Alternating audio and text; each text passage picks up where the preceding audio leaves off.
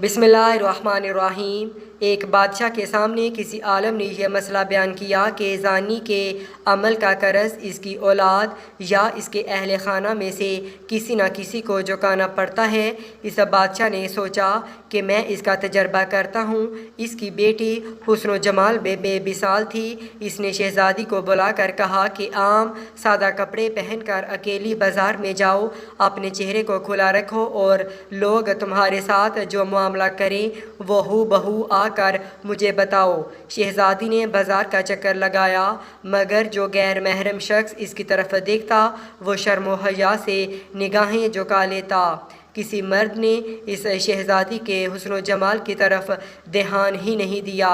सारे शहर का चक्कर लगाकर जब शहज़ादी अपने महल में दाखिल होने लगी तो राहदारी में किसी मुलाज़िम ने महल की खादमा समझकर रोका, गले लगाया, बोसा लिया और भाग गया।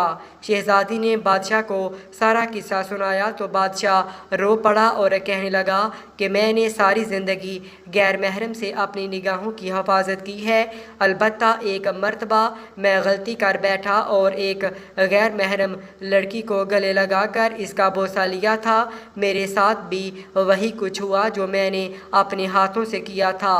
हमें इस वाक़या से इबरत हासिल करना चाहिए। ऐसा ना हो कि हमारी कोताही का बदला हमारी औलादें चुकाती फिरें।